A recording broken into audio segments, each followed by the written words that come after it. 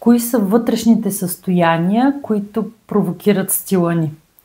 Когато човек се чувства некомфортно, когато изпитва апатия или неприятна емоция, когато е потънал в тъга или скръб, защото всички имаме такива моменти, той се опитва да изчезне. Забелязали ли сте кои са дрехите, които предпочитате в тези моменти? Дали това състояние се отразява на обличането ви или се опитвате точно да провокирате промяната в него с дрехите, които избирате?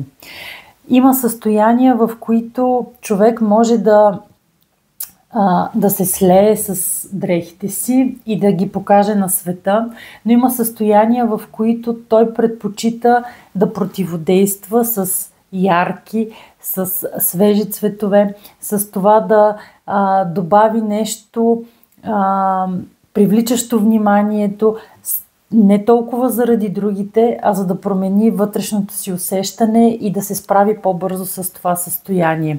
Използвате ли дрехите и стила си като инструмент да променяте вътрешните си състояния и вътрешните си емоции? Това е въпросът ми към вас днес.